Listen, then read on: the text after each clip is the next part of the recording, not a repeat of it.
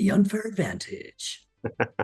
So, Kelvin Jonck, CEO of YOUKNOW Technologies, welcome to the very first episode of what we are calling the unfair advantage. What are we doing here?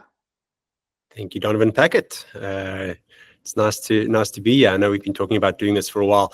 It is our 15-minute, no longer than 15-minute chit chat about industry, about technology, about marketing, about African perspectives around that as well. Focusing a lot on the things that we see every day, and digesting that into little bite-sized thought pieces, interviews with other people, just so that we can move forward in the industry and try and keep up with what the guys in the global ecosystems are doing. Amazing. So this is episode 1. We've got big shoes to fill outside of everyone else who's running podcasts and getting big audiences. So we can't be shit, really. We have to five new podcasts launched this morning. Amazing. Okay, so we have to be really good, right? So I think that's why we've given ourselves this limit of 15 minutes. Let's get to the crux of what we're trying to talk about, share that information, use cases, examples of things. And then, yeah, hopefully people leave with something actionable to go out and change things, right? Because that's what it's about, right? Growth, change. Exactly. Just helping our peers leapfrog their competition. Super. Okay. So leapfrog, I like that. Leapfrog mindsets. Tell me about you often speak about a leapfrog mindset. Tell me what that means to you. So I feel like we're in a very unique situation in South Africa and in Africa, where we get to learn from the best.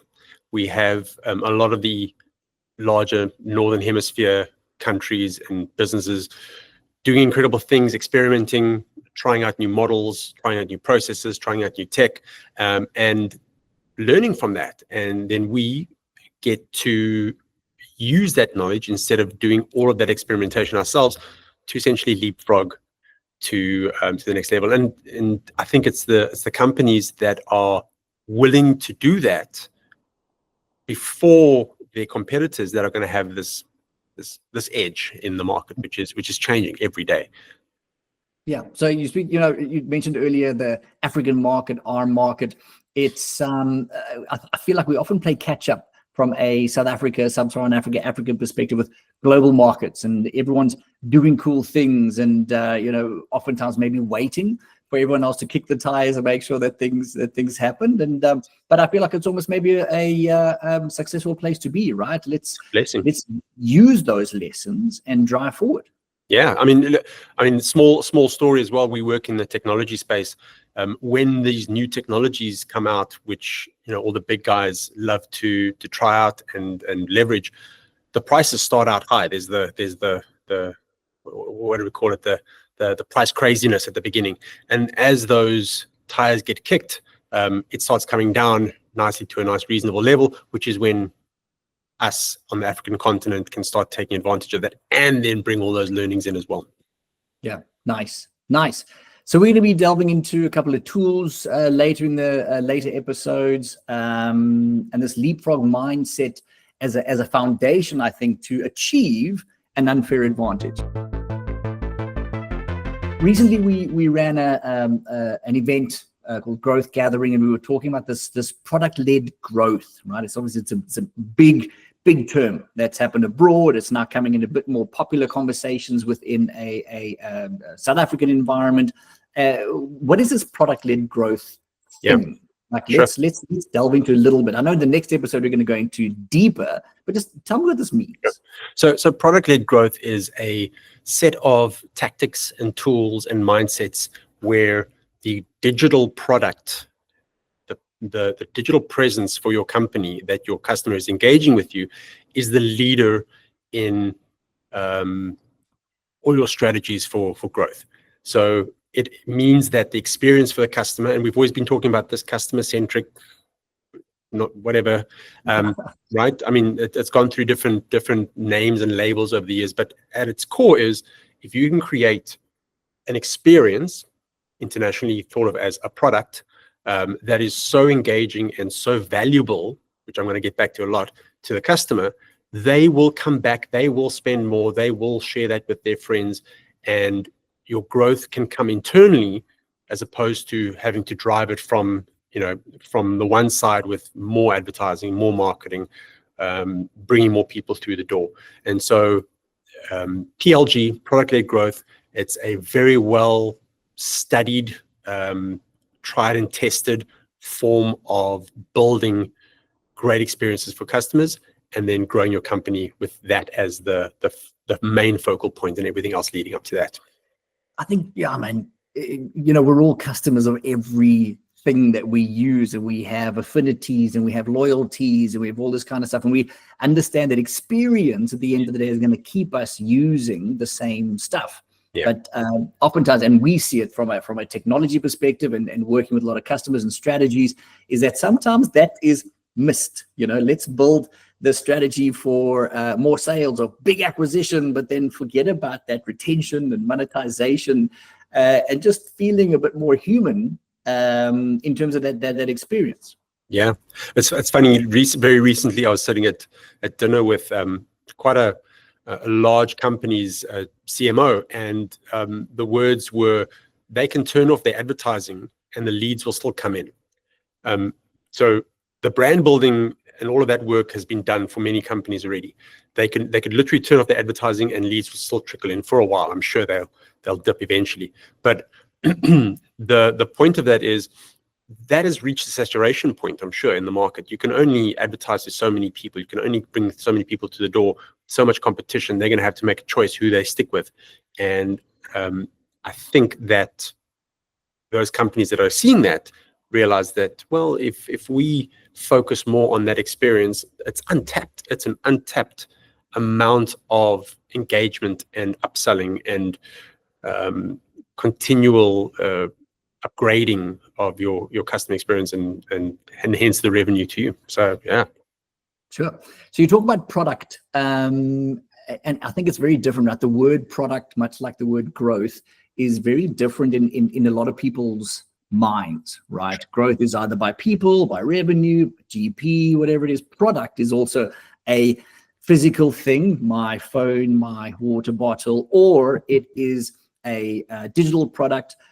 What does product in this product-led growth mean to you? Because it sounds like it's not just one particular thing.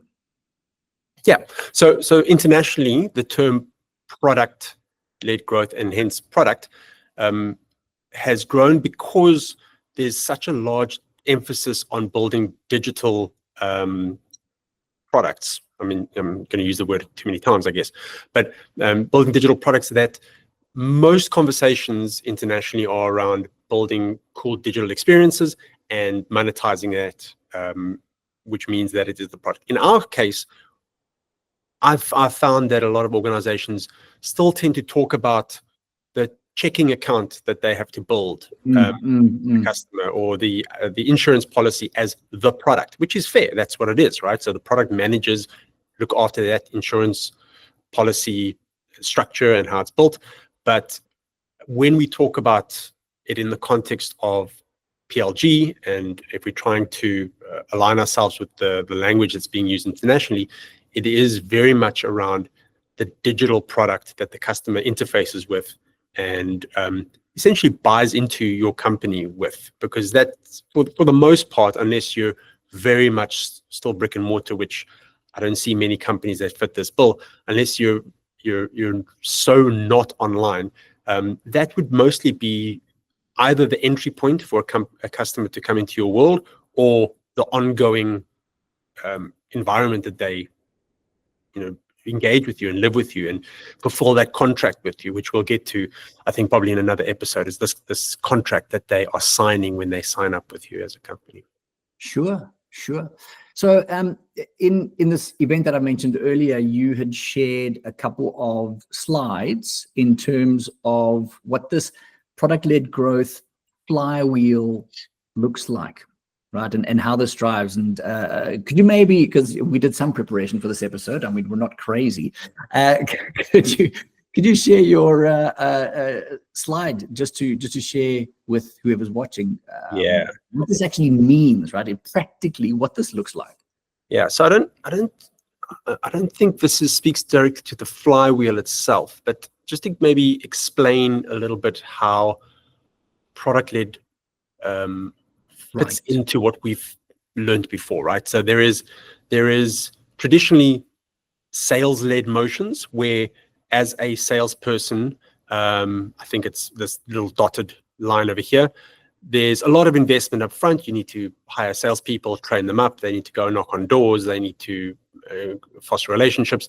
And that kind of investment costs you a lot of money. And then eventually it will go up and you'll start earning a profit. These are notoriously the companies that will spend 10 years before they become profitable, or large technology companies or something like B2B companies. On the marketing-led side, which I think a lot of us are more used to, there are campaigns and it's ongoing motions to try and bring more and more people through the door. And that would be this orange line over here, where there is an initial investment. You get a big kind of uptick over here, where people get excited and they come and they sign up, or they join your business, or they buy something. But then you need to do it again, and next time you'd have to spend more, and you maybe get a little bit less output from that. Again, and the output keeps, the value that you receive keeps going down, but the investment that you make keeps going up. But you've got to keep doing this, and it's this constant wheel. Whereas the product-led motion is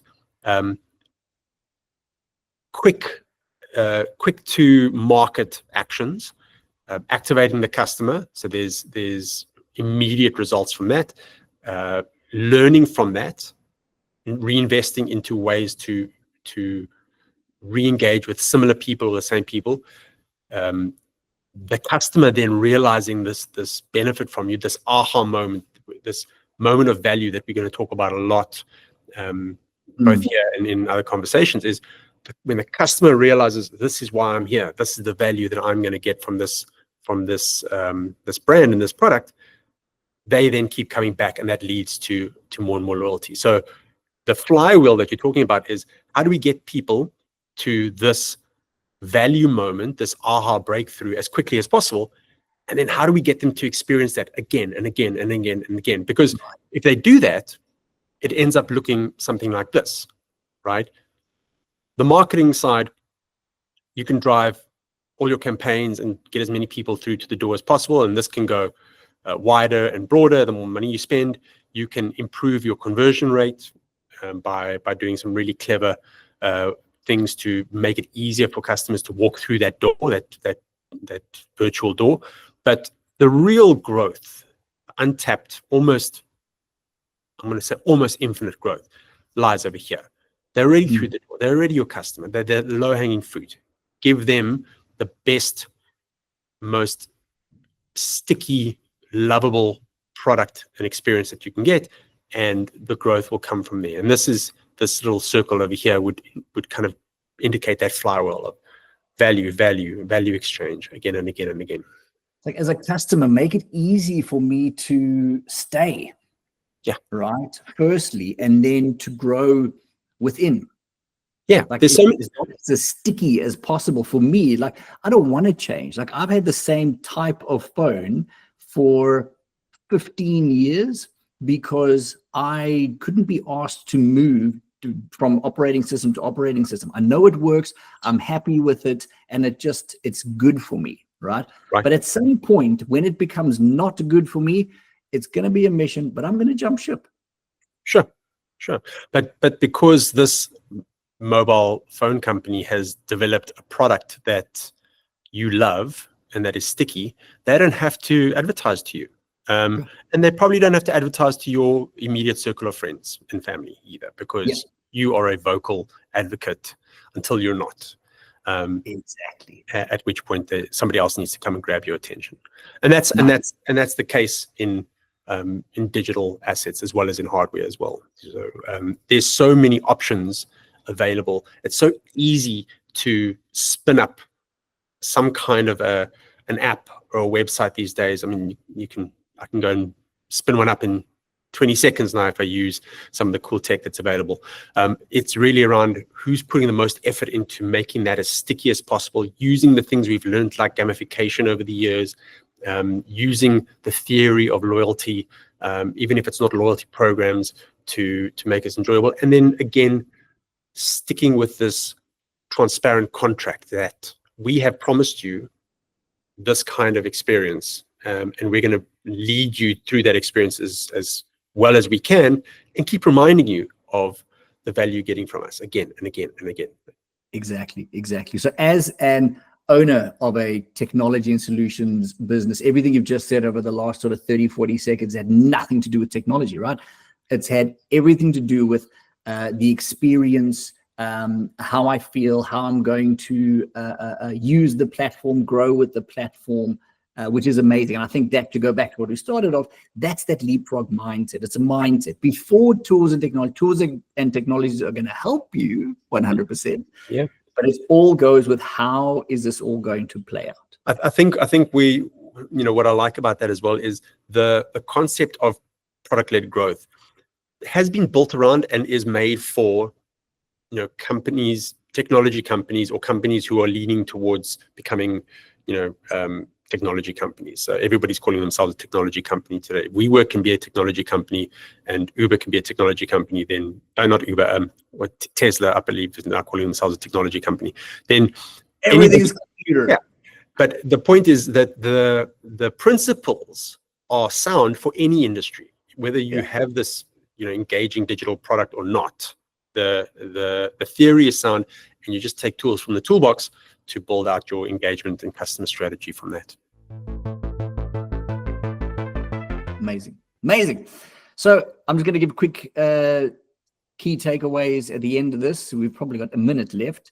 We've obviously done a lot of research, speaking to a lot of people. I think one of the easiest ways for companies to start doing this is to break down these siloed, federated, whatever you want to call them, walls of understanding what each department is doing, where that data is coming from, how do we share these kinds of analytics. I suppose at the end of the day, making sure that we can collaborate and communicate effectively to all be on the same leapfrog mindset train. Yeah. So, I mean, I think you're speaking to the fact of sharing data across different silos, sharing KPIs across different silos. I think the biggest, we've spoken about data silos for a long time, but what we keep hearing more and more these days is these KPI silos. This doesn't work if it's the mandate of one small team, a product team or a marketing team or a data team, or the digital transformation team, or whatever that is. This only works when everybody is moving towards this common goal. And that common goal, which I think we'll probably do our next session on, which you can fill 15 minutes quite easily, is finding that moment of value and everybody working towards that. So finding that single focus metric that defines your moment of value, and the data team, the marketing team, the product team, the engineering team, the C-suite, everybody is driving towards maximizing that number. Then this becomes a lot more easy. The decisions in the boardroom become a lot easier because we're not fighting against each other to get our bonus at the end of the year. Amazing, dude. Thank you. And I'm really looking forward to what we're going to be talking about and who we're going to be speaking to. It's all going to be lots of fun. That's right. Stay tuned. Thanks, Don.